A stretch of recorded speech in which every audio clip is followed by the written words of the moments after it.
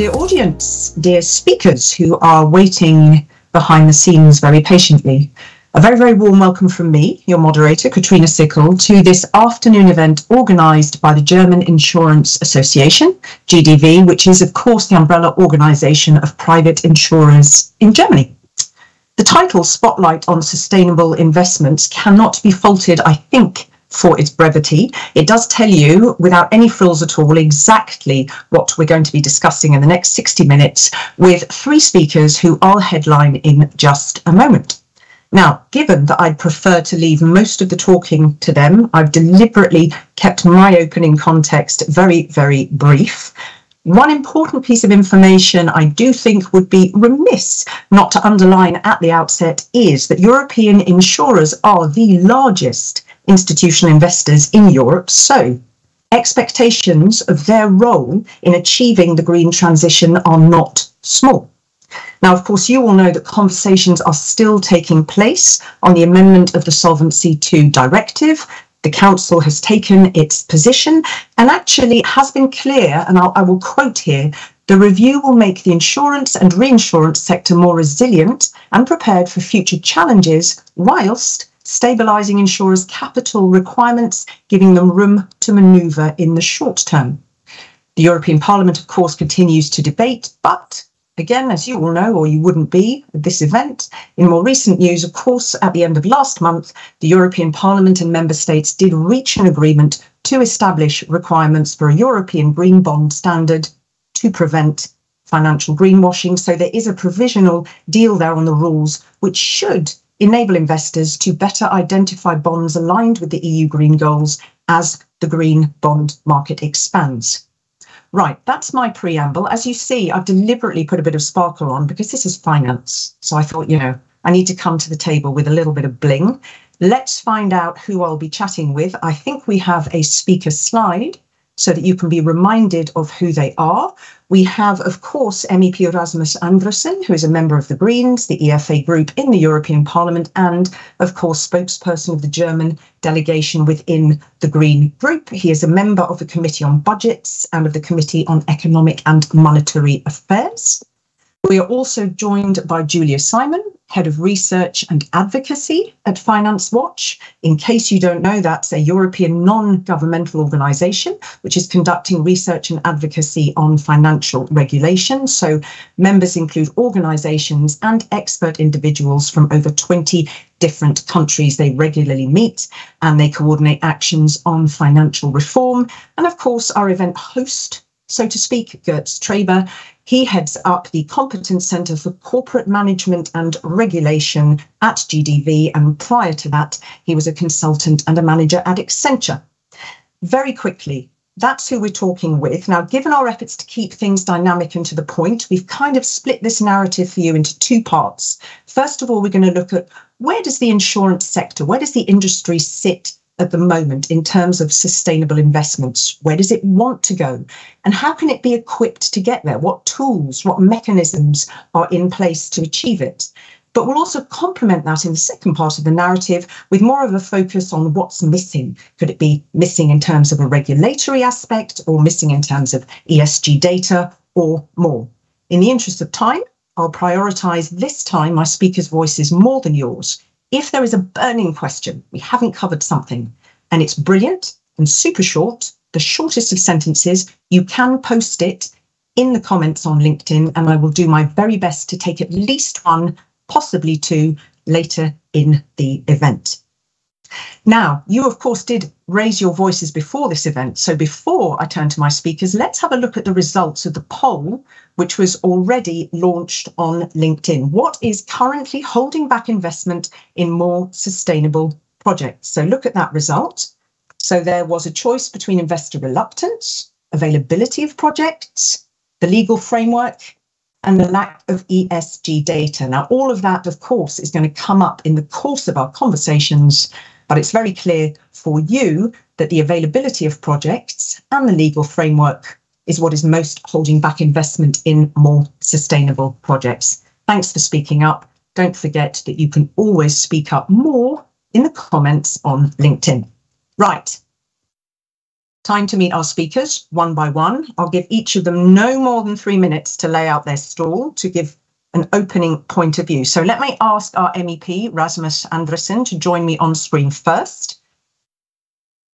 Very warm. Look at you, you just slid in there beautifully, Rasmus. Hello, welcome. Now, if I'm phrasing this correctly, you're not part of the team really grappling with the details of the revision, but you're absolutely passionate about it. Would that be correct? You're not really part of that key team grappling with all of these different discussions at the moment, but you are very passionate on why green investment is so important. So my opening question to you is, why is it important? What do we need to do to achieve it?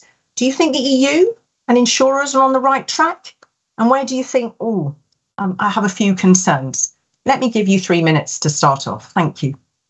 Yes, thanks so much. And thanks also for the invitation to this wonderful panel. I think it's a great opportunity to debate sustainable investments. And it's a highly important topic as it stands now, both looking into the Green Deal and the framework we are setting we have set, like looking into the climate law, the European climate law we could agree on some years ago, but also when it comes to the Russian aggression against Ukraine and the whole debate on also geostrategical debate on reducing our dependency on fossil fuels and also securing that like sustainable investments will be leading in a way so that we will like also, for example, build up renewable energy, and we will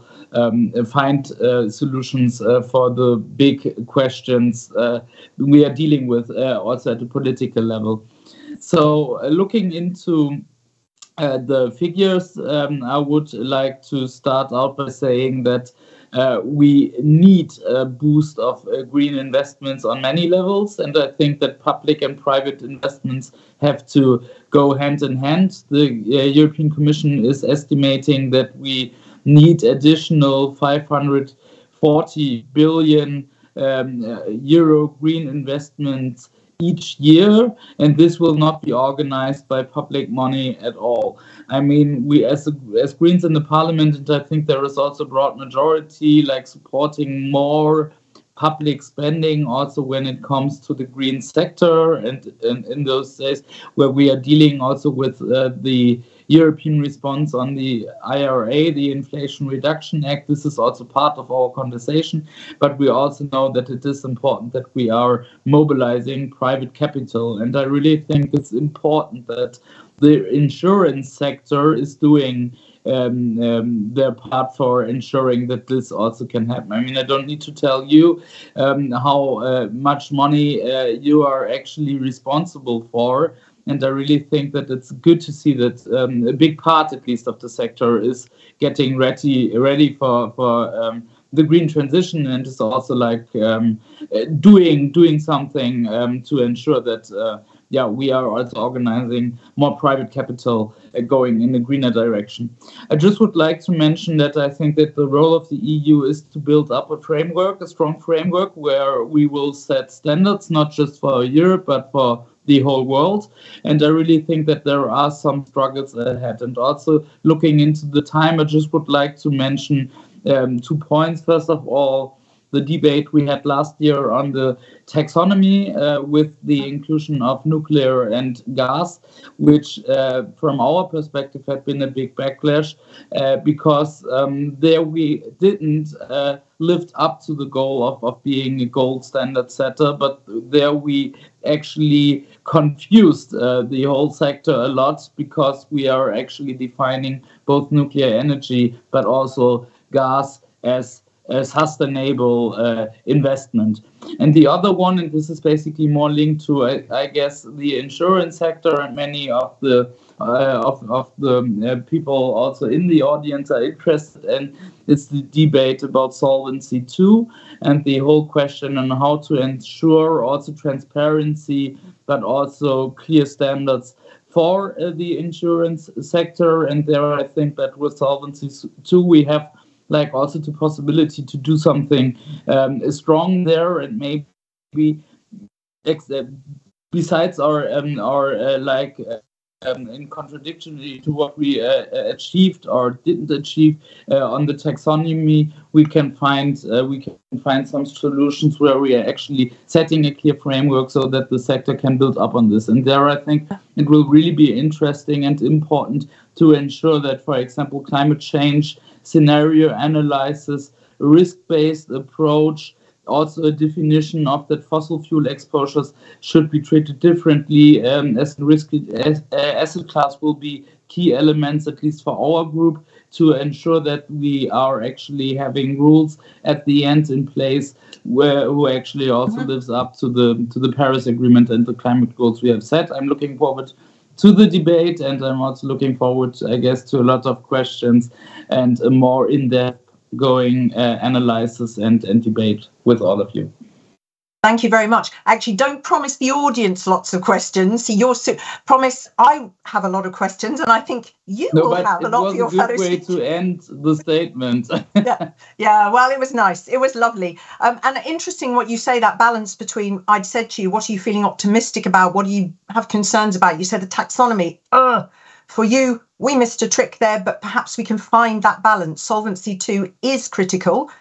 We see this in the amount of debate that's still going on. We are going to unpack it a bit more in our discussions, but thank you very much. Hold that thought. And also, before that, thank you for outlining the greater context, because the discussions are obviously taking a long time because of that greater context. You know, you mentioned the European response to the IRA, building up renewables, the Green Deal. There is a lot to think about legislatively speaking and also globally.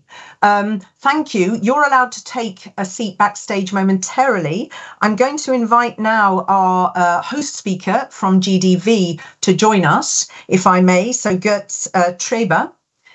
And what's interesting about what GDV does is they produce a sustainability report. Is that correct? For some years now. So you're going to, I think, what I'm going to ask you to do, just to keep things in a nice, clear narrative, I won't ask you necessarily to pick up on Rasmus's points until I've got you all together, but I think you're going to share some top lines of that report and sort of as a starting point, this is where I see the insurance sector sitting. And you did hear something positive from our MEP there, I think. We did. There's so many points that are so interesting. So let me first thank all of you, Rasmus, Julia, Katrina, and the audience for attending today's Spotlight. As insurers, we have always had a very close eye on climate change and climate-related risks. You may have heard of a recent study conducted by the German Ministry of Economic Affairs and Climate Action, and it is really worrying. The media reported about it today and yesterday. Until 2050, the study assumes economic damages due to climate change of up to 280 to 900 billion euro, depending on the severity of climate change. And this is so worrying that it is extremely important that we talk about, how do we get out of them? So it should not come as a surprise that we have developed a sustainability position for the German insurance industry and updated it also a few weeks ago. Our position concerns basically the entire value chain, business processes, investments, underwriting, transparency. And now we have a spotlight on sustainable investments. GDV, the association in Berlin, we are a supporting partner of the AOA, the Net Zero Asset Owner Alliance, and overarching overall objective is to get the insurance industry greenhouse gas neutral by 2050. Goes without saying. For the first time, we have assessed our carbon footprint for stocks and listed corporate bonds. So the number is, here it is 71, but it's not so much the number, it is the starting point. It needs to, it is the benchmark, and we want to touch on that and, develop our carbon footprint, reduce it over the next years.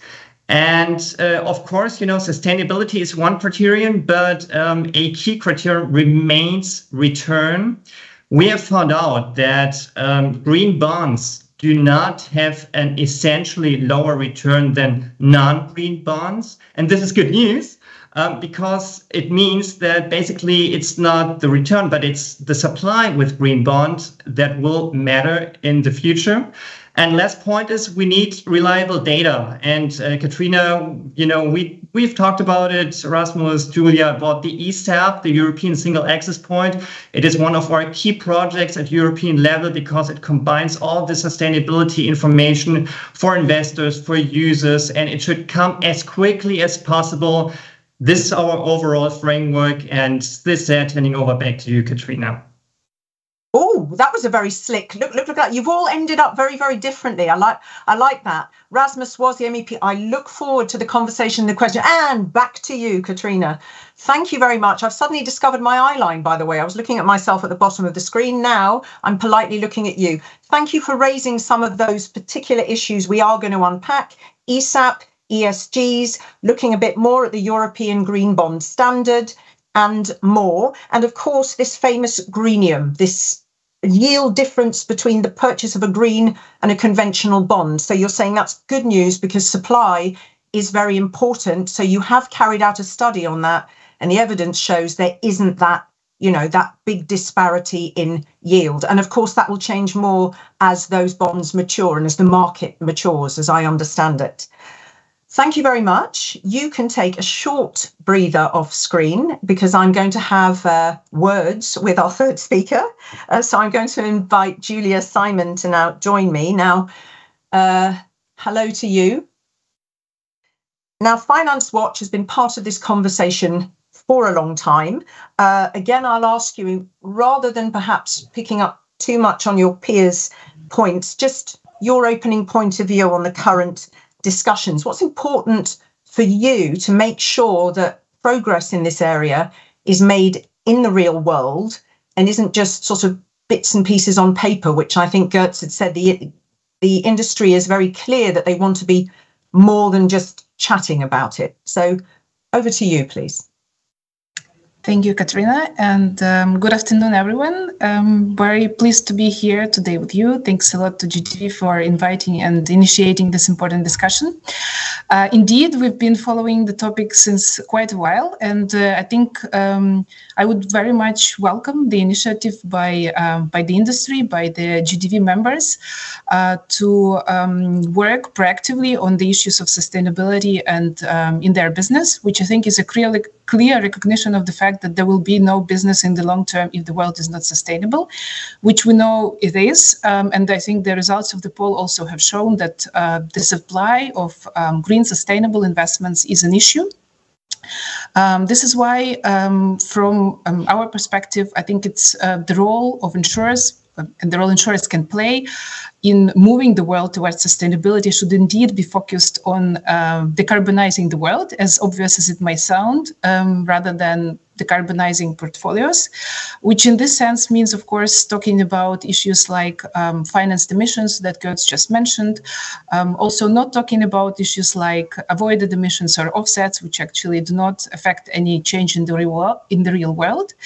And in this sense, we think that insurers have very good tools at their disposals, one of which can be kind of collectively called transition planning. So making sure insurers have a clear strategy and a plan to reach those net zero objectives that they have committed to, again, as Gertz has just outlined, which is most welcome. And in this sense, I would would like to highlight two dimensions of what such transition plans can be about and what levers insurers really have to help transition happen. One important lever is the power that insurers as like the biggest investors in the world have, which is their power to engage with their investee companies or condition the financing that they provide. Again, the keywords engagement and stewardship, transition-linked financing, which actually might not immediately be a green investment on the balance sheet, but really helps the real economy to change and to transform. And the other important dimension is, of course, managing the risks which insurers face due to the environmental degradation and in particular due to climate change, which means that only if insurers are properly managing those risks, if they remain solvent and stable, will they be able to fulfill their important societal function and continue providing those services to the real economy. I also very much agree, and us at Finance Watch recognize the challenges which are there, which is the data, the lack of consistent definitions or consistent methodologies. And this is why we think that regulation is key, because it provides for the level playing field. It gives a clear set of direction and a clear set of where everybody has to move, because only in this sense will we be able to achieve the result in the real world again. I'll stop here and looking forward to the discussion coming. Thank you very much. You made a lot of points. Before I invite the two gentlemen back, here we go. I'm prioritising a fellow female, but why not? Because it's quite a rarity, so I'm delighted about that on this panel. May I just say, the TP, the transition plans, just to be clear, and I think, obviously we're going to hear the views again of Rasmus and certainly of Geertz, but the transition plans, there are a lot, are there not? They are included in different pieces of legislation. As far as I understand it, your stance, or Finance Watch's stance, is that we need something much more consistent, because otherwise it's not clear, the obligations are not clear, the disclosures, it sort of becomes very fuzzy. And for you, you want something much more consistent. And I'm pulling out key words from your opening, which is all about, definitions and robust and clear. So just literally, in a nutshell, why is it so important for you, the transition plans in Solvency II and having that consistency? Exactly. Consistency is key to make sure everybody is living up to the same standard and the playing field is level, right? So that the ambitious action is really recognized and rewarded. And we do not engage in race to the bottom in terms of who will be doing what. Why they are important in solvency? Because transition plans have an important risk dimension to them. So it's not only, as I think all of us agreed already, we are not talking about sustainability or investing in sustainable projects for the sake of doing good things to the world, but it's also because it has significant implications for the insurer's business model. So it's about the risk. And Solvency II is a risk-based framework where the supervisors engage with their supervised entity, like insurers, looking at which implications does transition, does climate change, does environmental degradation have to the risk profile. And here you have to look at and exactly in this framework, there is an opportunity to look at the risk dimension. Now, the audience didn't see, but I saw. Geertz put his hand up. I was going to come to him anyway. So what I might do, can I please ask our lovely technical crew to bring back Geertz and Rasmus? Rasmus, I was going to come to you first, but I'm actually, just in the interests of keeping the points in a, in a coherent way. Let me just, Geertz put his hand up there. You wanted to comment on this issue of transition plans and the comments that Julia just made. So let me just give you a moment to say your piece. Absolutely, and thank you, Julia, and thank you, Katrina. Transition plans are a very interesting and very important tool. I mean, when you take a look at the overall objective of transition plans, they ensure transparency that the entire economy, European economy, is in line with our 2050 goal, right? So it makes a lot of sense to have the scope also applied to the entire industry. So I'm struggling with integrating and implementing transition plans in Solvency II because Solvency II is a supervisory regime that applies to the insurance industry only. And we would rather go for implementing transition plans in a vehicle, in a regulatory vehicle that is applied to all sectors, to all industries. And there is also an operational issue because we as users and preparers of transition plans and of sustainability data, we rely on the information of our investees, so of our investment objects. So we need the data of our investment objects to set up our own transition plans. And this is why it makes a lot more sense not to implement them in Solvency II, but in a regulation that is applied to all industries. Okay, let me bring in Rasmus here, because let me just remind that we're at this point at the moment. You mentioned transition plans as, you know, a good tool at the disposal of insurers, Julia. So if I can just bring us all back together and then ask Rasmus to come into the mix. So we're looking again, as I said, where are things at? What are the tools that we already have to get there? Where should we be going? And then we're going to look a little bit at the gaps. Rasmus, in the light of that narrative and what you've heard, your comments, please, your responses to what you heard from your colleagues on the plans, on where the insurance sector sits at the moment and where you think it should be getting to. Yeah, no, I mean, I fully agree with Julia and also mostly with Götz. On this, I mean, it's obvious that we need to have a closer look on the transition topic for us. I think in the Parliament it's important that we really also ensures that transition means transition and not to have this like as a permanent solution. And we can see this by looking into the debate on nuclear and gas, where this had been, like, in my view, misused as one of the arguments, like for including nuclear and gas in the taxonomy. But in other cases, I fully agree. We can also take, I mentioned solvency, others did that as well as an example for what actually is going on as a regulatory framework. But I would also like to add the whole question on the EU green bonds standards, where we came up with an agreement last week. The Parliament and the Council agreed on the green bonds framework. But where one of the main problems, I would say, is that this is still a voluntary framework, and this can be used as a reference and as a standard, but it's not mandatory for bonds at all. So this means that there is still like a big part of the bonds sector not covered by the standards we are setting in the framework. And then there are, of course, also other examples where loopholes actually are weakening the proposal, and which actually means that for the industry, there is not as much clarity as we would like to see it. And from a policy-making perspective, with clear goals in mind of what we need to reach, this is, of course, also problematic, because more loopholes, of course, means that it will be harder to reach the targets.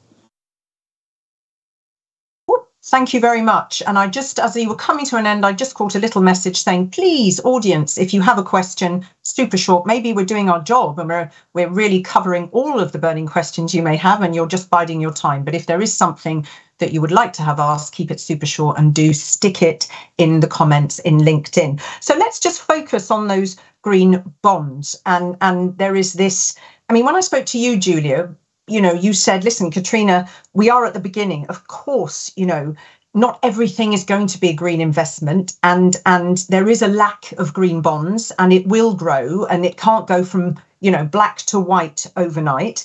Of course, there are different viewpoints on the bonds and on the standards. So before I come to you, Julia, Götz, do you want to give sort of your point of view from the insurer sector or from GDV's point of view on these bonds and the standards? Because it has been hailed as something magnificent, not only for the EU, but also the EU as a leader at an international level, that idea that it would be adopted beyond the EU's borders. So tell me where you sit. Absolutely. So first of all, it is very good to have a green bond standard, you know, to have regulation that deals with, you know, with how to deal with green bonds. What are the minimum standards for that? So that's a very major step, and we really welcome that step. Rasmus, you said that, you know, that it's voluntary. The voluntarity, it's not one of the advantages. well, it is a good step. Let's try and let's see, what it does with the supply. We will be demanding more green bonds. We will be one of those investors in green bonds. So we expect the market to grow. And it will definitely grow. And the cornerstones of what has been agreed on, the flexibility part, the flexibility pocket, and especially the grandfathering. Grandfathering allows us for stability. And those are the cornerstones that we really like. And it's a major step, and we really welcome that. Thank you very much. You can hear my voice. But so just again, please I guess all of our audience knows what grandfathering is. Is this sort of illegal activities that might have been going on before a regulation that is still allowed? It is. When you issue a green bond, it relies on the standards that, apply to that particular moment when you issue a green bond. Now, regulation might change. We talked about it. And what happens if regulation changes? Does a green bond then become a non-green bond because the regulation changes? And that, makes it really difficult to issue a green bond. So it's good to have these grandfathering aspects, to have this stability aspect, because it ensures stability. And this is, we as investors, we love stability. We love if something is reliable. And this, contributes to reliability. This is why we really appreciate that. Well, thank you very much. It is the word I hear in any event that comes up, obviously. I mean, even non-finance, stability. Julia, your thoughts on that and green bonds? And again, if the legislation evolves, where do things sit? And how can we be sure that a green bond is, really robust and doing what it says on the tin? What would be your concerns? Where do you feel optimistic? What would be your asks? I will agree with Götz on many of the points about the recently adopted green bond standard. So it's definitely a very good framework in terms of how it is set up and what are the requirements with respect to the part of green sustainable activities which go into a green bond. I also think that the grandfathering provision makes sense, so we don't have major concerns with that. I guess similar to echoing the comments of Rasmus, we do regret that it's also a voluntary standard, which of course we will not have a situation where there is a significant supply of these green bonds, given, of course, the fact that also the standards, again, are quite ambitious and robust, which are in the regulation at the moment. So it remains to be seen how quickly it will pick up. There are some minor things with respect to who will be certifiers, verifiers that the green bonds really live up to the standard. Overall, really, again, positive feedback. However, I think if we speak about insurance role and the transition in a very big picture, this still remains a very niche and small piece of the overall universe of investments out there. And if I'm not mistaken, and Götz will correct me, obviously, even as per the GDV reports, the share of investments which go into these green bond investments is relatively small, or very small at the moment, just because there is a supply issue. Hopefully it will be progressing on that. So in the meantime, and because we have the ambitious transition goal overall to 2050, but also the intermediate goals, we should really be looking at how else we move while we don't have enormous amount of green investments out there in the real economy, and what can be done to speed up the actual transformation and the actual transition, and how these intermediate steps can be made credible and robust, and how we can be achieving outcomes in the real world. Again, back to my, I think, initial comments, how can insurers be using the leverages, the levers of impact that they have in the current portfolio without simply divesting, but really using their investors' power to engage with the companies that they are invested in, to look at how can transformations be made, and also to provide transparency on which intermediate objectives are achieved, how they are achieved. I guess plausible, credible, small incremental steps could be even better than less substantiative, let's say, investments which can be just green in their face value. Because also we do have problems with classifying, right, the different types of investment of what is actually sustainable, keywords SFDR, greenwashing, etc. I stop here. No, it's okay. Listen, I said to you, you are an unutterable, huge-brained expert, and I was just saying, not that our audience isn't. I was just taking into account, people coming with their, different levels of knowledge and interest. But no, please pick up on different points later. I want to just come and bring Rasmus in. You said, Julia, at the beginning, I'm misquoting, I think, or a few comments back. Listen, there is no world if we don't get this green path. We don't get this transition right. There isn't anything to ensure anymore anyway. When I hear, these balances between mandatory and voluntary, Rasmus, and given that you are speaking on behalf of European citizens, where do you have any sense of where the appetite is, either from parliamentarians or from citizens, particularly in this, where the mandatory, where the voluntary sits? We are in an age where there is so much lack of trust. There is a lot of conversation around those aspects. Any thoughts on how we get that right, how we resolve those sticking points? Well, I mean, from my perspective, I think looking also into the big goals we have set, and where we know that the private sector needs to be part of them. Of course, I think one of the most important things is to build up on clarity and transparency, and to ensure that actually we also have a framework at the end which is comparable and also in a way transparent, so that this is also understandable both for citizens in general, but also for consumers looking into the financial sector. And there, of course, everything linked to flexibility in the one or other direction also can end up being a risk. And I mean, of course, we also need to ensure that, and some of the arguments Götz made and Julia made are completely true. We need to ensure that this is also working at the ground, that we are also taking into account new developments and so on. So there I fully agree.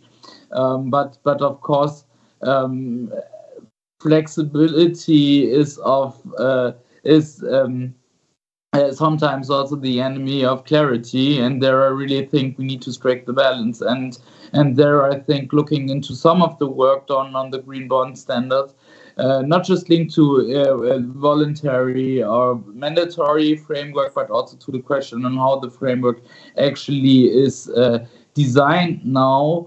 There I think we are in some stages risking a lack of clarity, and this will at the end be a big problem, not just for regulators, but also for consumers, for citizens, but also for the private sector, of course. I mean, also advising it will also be much more complicated, as much loopholes there, for example, are created. And there, I'm not sure if looking into, because this was the starting point of the debate now, the green bonds standard regulation we agreed on last week is reaching the right balance, if I can put it like this, and it makes sense. So of course I fully agree, Götz, it's great to have it, and it's a big step to see that we are actually dealing with issues like this at a so concrete level now. And I think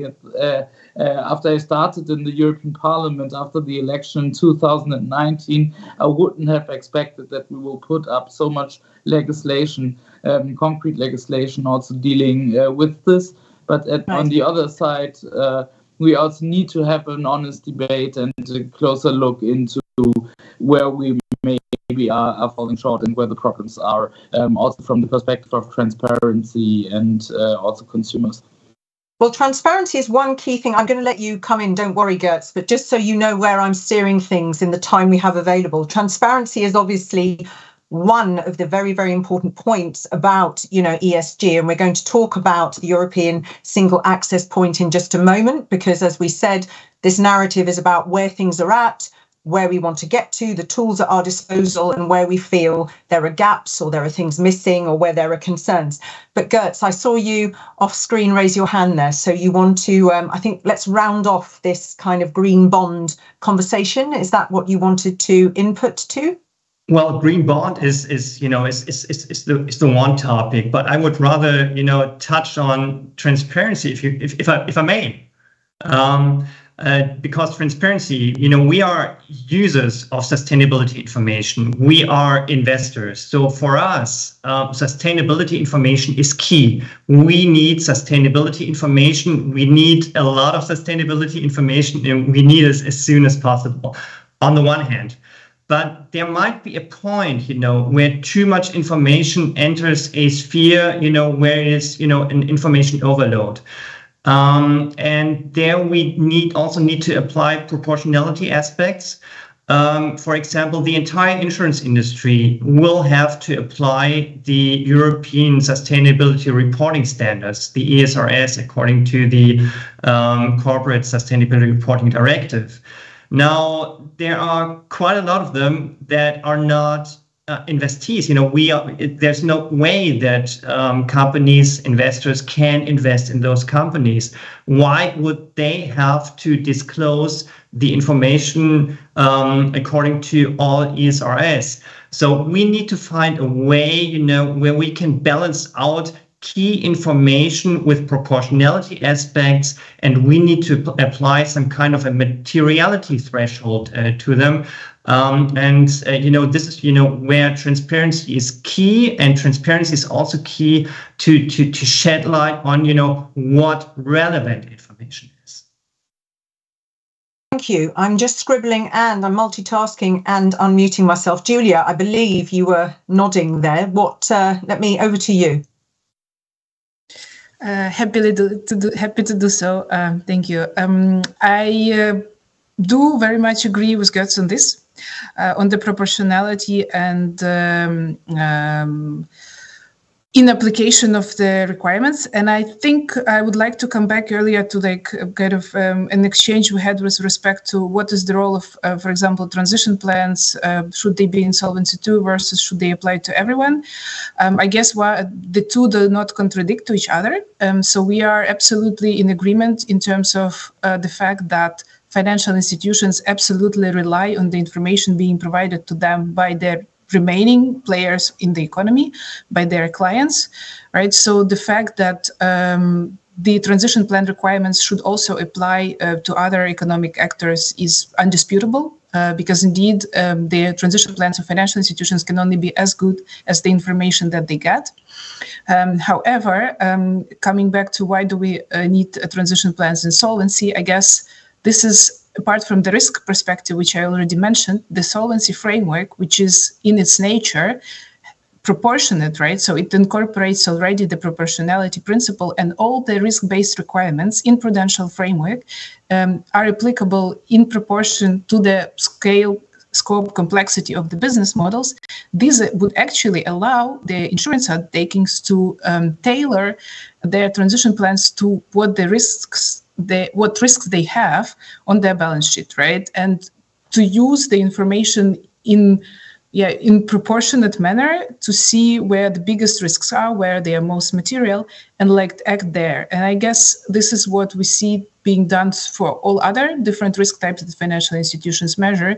So I absolutely agree on that. And again, would like to reiterate the fact. Of course, on certain things we won't be able to compromise. There is some basic information which need to be provided on the transparency side. However, on the side of defining measures to be taken, there is a room for the proportionality, and it should be like that, because anything else indeed would just turn to a simple tick the box compliance exercise.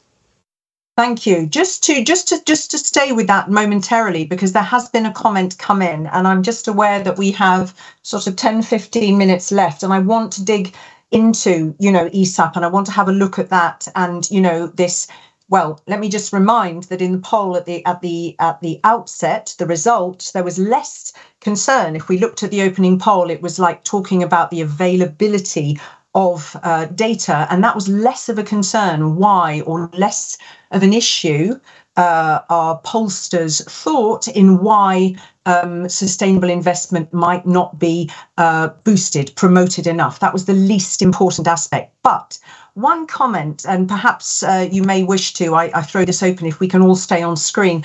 A horizontal approach on transition plans does not speak against a sector-specific approach, especially because of the insurance-specific risks and Solvency II being a risk-based system. Both could be combined in terms of timing and in terms of details. I like that. You looked momentarily like Rodin's thinker, Gertz, there. I like that. That was I am thinking. Okay, so please, over to you. This is a lovely comment and a lovely question. Let's again take a step back and think of what transition plans are. We have two different perspectives. We have the perspective inside out. So that means, what impact do risks have on a company? And the other question is outside in. What impact do the risks of a company have on the environment? Transition plans have the outside in perspective. It means, what is the interaction of the company with the environment? Solvency II, however, has a supervisory approach. Supervisory is only concerned with the question, what impact do risks have on the company? And here's where I believe the horizontal approach makes, for transition plans, a lot of sense, because this is the outside-in perspective. But Solvency II, as I said, is another approach. And here, I believe transition plans do not make a lot of sense. We could, specify, what kind of supervisory approach and so on goes with it. But when it comes to regulating transition plans, I still believe Solvency II is the wrong place, but we should do it cross-sectoral. Okay, can we anything last, or can I just move on to dig a little bit more, as I said, into ESAP and data, because I have a couple of questions around that. Now, I know that I'm interested in how the SMEs fit into all of this, how their costs, what it costs them to gather data, to generate the data, to manage the data. So, they are a critical part of this. I'm interested in what's happening there. And, I think, Julia, you had, when we talked a little bit unpacking some of your points of view, you did mention, Katrina, it's interesting to me. I want to know more. When a company says, listen, ESGs are being considered, what does that actually mean, being considered? But, and the other thing, of course, about the data is there enough? Is it high quality? Of course, not all ratings are created equal. Ratings agencies operate differently in terms of, their analysis and their scoring. So let me ask you first, and Rasmus, we haven't heard from you for a while, so let me come to Rasmus first and bring him in. Then let me come to you, Julia, and then let me come to Gertz and some of the points that are important to GDV on this. Rasmus, over to you. Well, I think that, from a regulatory perspective, it needs to be clear that, both the access to data, for example, but also the standards we are setting are also workable for all actors in the sector and not just the big players. So this is what I think we need to achieve, and especially when it comes to data, of course, in line with the data protection regulation we have in place in the EU. I think the most important part is to ensure that this is also organized in a way that the access to data also for smaller actors in the sector is like organized and can be ensured. So this is like something I would like to add there. And there, of course, as much as transparency we are having about in our regulation and also looking into, for example, solvency, and also in not just like doing scenarios or different kind of risk-based analysis, but also in ensuring that this is shared in a transparent way will ensure that like SMEs also have access, and also that there is a bit of a pressure to ensure that we are actually also fulfilling targets we are setting. Also, this I think is quite important, so that we can also have a closer look of a best-in-class approach and to ensure that there is a kind of positive competition. Let's put it like this. I was on mute. Just before you go, or just before we come back to the four of us, do you have a strong sense or a strong opinion in terms of the governance of ESAP and where you think, advisory bodies, or how, there needs to be, I think if I picked up this modicum of EU regulation there, but do you have a sense of how you see the governance of it? I mean, it's a hot topic. It's a hot topic with the consumer, with the citizen, data always. Well, I think it's important to strengthen also some of the institutions the EU or Europe has already in place dealing with it. I think this is really important to ensure that there is also collaboration within the institutions which are like important for the different sectors. Looking into the whole insurance sector, of course, the EIOPA will play an important role. But of course, we also need to do this by including the sector, but also, I mean, both like the private sector and different stakeholders there, but also like looking into organizations also represented here in the event.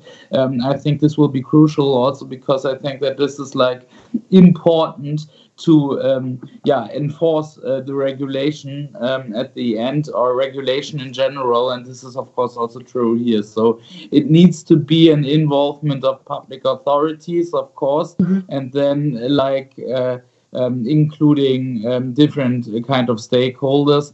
For us, it's always important like to do this in a balanced manner, right? So that different stakeholders are part of it. Also because different interests are of course in place, and different knowledge also is in place. And for me, this is like not something negative, but I think we need the expertise of different kind of stakeholders for the process.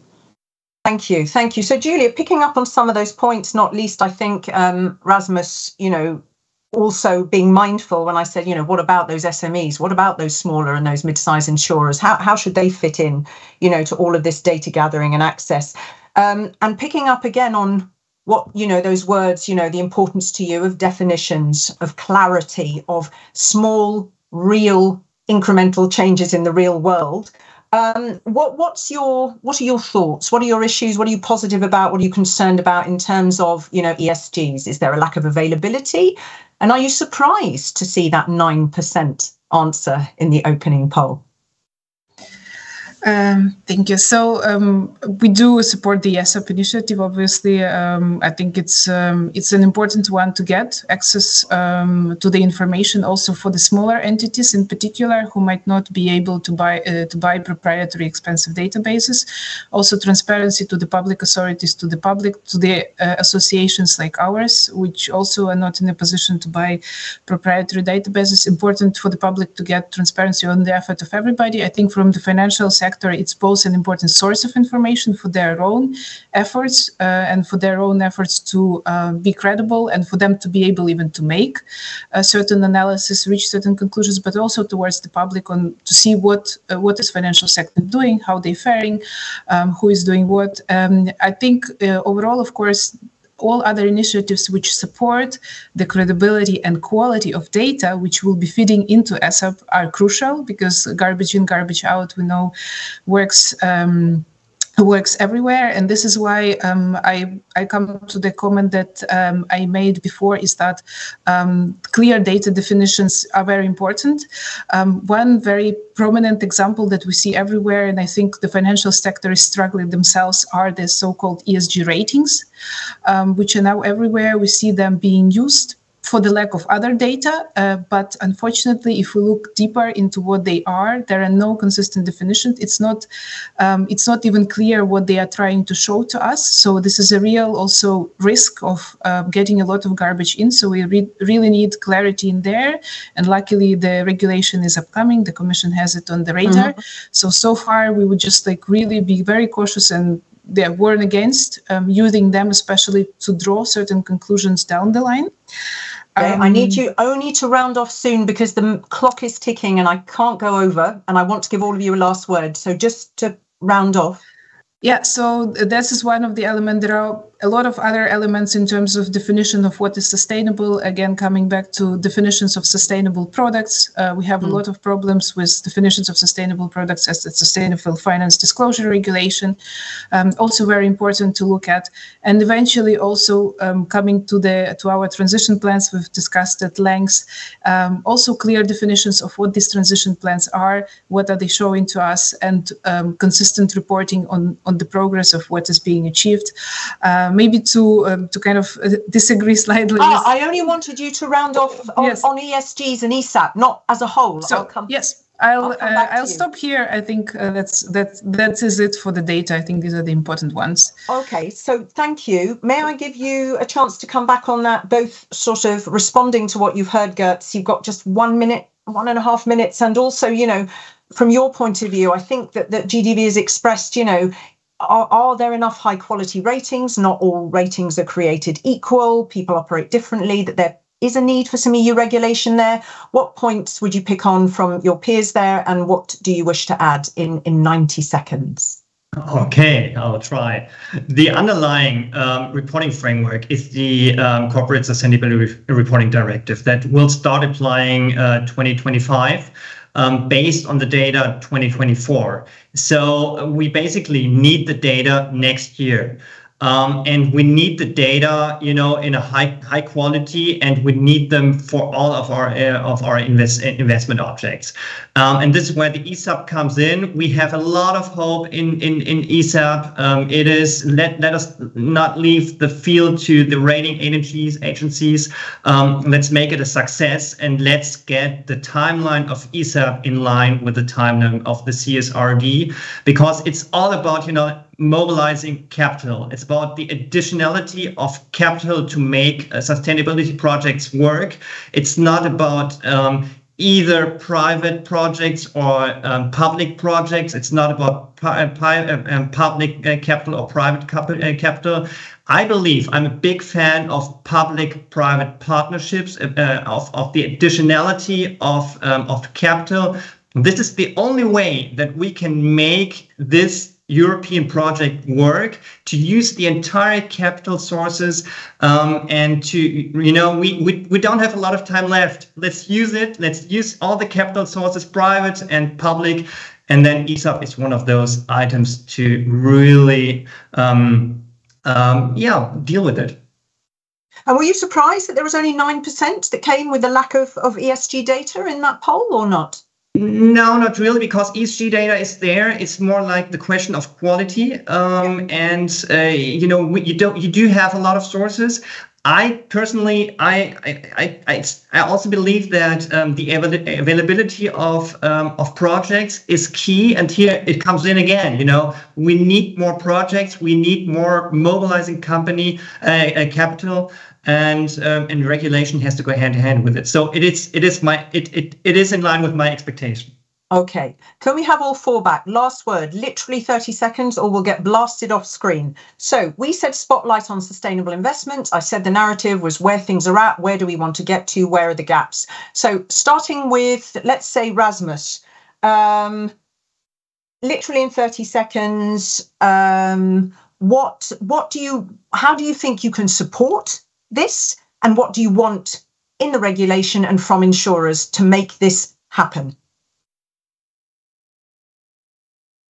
And you can leave us all on, oh, go on. I was going to say leave us all together because then I can keep them to their 30 seconds. Okay. Rasmus, over to you. Okay. No, I mean, very briefly, I just would like to mention that the upcoming regulation, for example, on solvency is something we will work very hard on in the Parliament in the next weeks and months. And it's true for my group, Henrike Hahn is doing the work there. But of course, we are doing this together in our group. So I think that this is like one of the regulatory steps which is missing, and where we will have some hard debates also about how we can ensure that the green transition will happen and the solvency framework will be in place. So this is something very concrete. And I also think that it's important that the insurance sector is continuing the conversation and will come up with their own thoughts and ideas on how this should look like. It's good to see that the green transition is something the insurance sector is working on. And now we need to find a common ground, or continue the conversation to find common ground, not just for the regulation and the rules, but also for the question on how the rules will be enforced. Well, indeed. Thank you very much, Gert. So, I mean, I would say the same to you. What are you going to bring to the table to make sure? You said there is a willingness, you said there is a commitment. We've got that, 2050, squarely right there.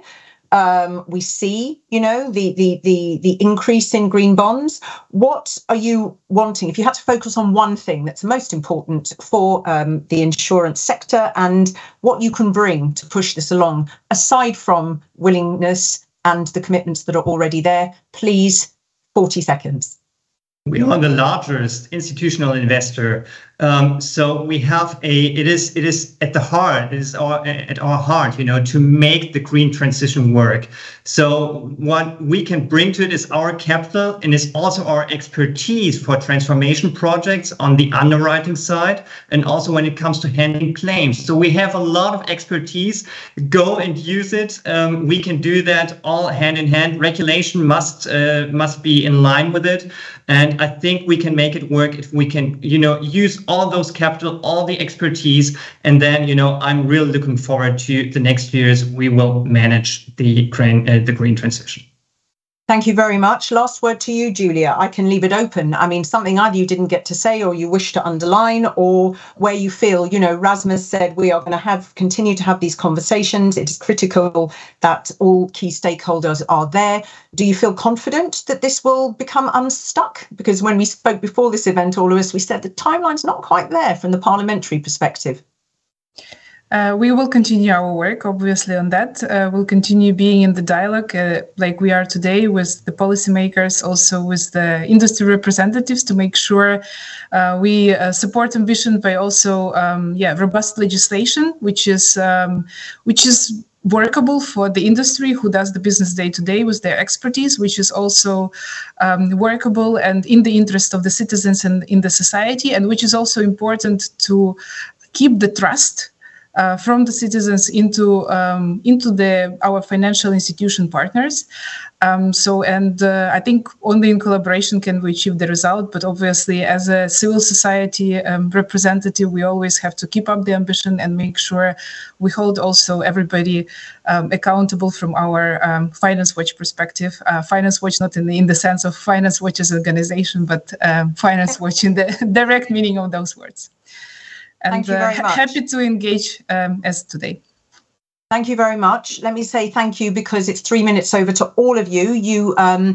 We can't hear the audience clapping, but I am sure they are behind their screens. But may I give warm thanks, please, to our host speaker, Gert Streber from GDV, to our MEP, Rasmus Andresen. I'm sure you've got to jump off and jump into something else now, so I need to let you go. And to Finance Watch's Julia Simon, thank you all for keeping things so beautifully concise and covering as much ground as we could in this conversation. I will stay on screen just to say more thanks, of course, to our technical wizard, Eike, behind the screen, behind the scenes. Warm thanks to Lenke and Maik for really rolling their sleeves up to put this event together, and also to our audience. You could choose a plethora of events to be part of, and you chose ours. So we really do thank you for that. Don't forget, if you enjoyed it, or you know someone who may enjoy it, you can do a Netflix binge because we have recorded this. It will be available for download, so you can watch it to your heart's content.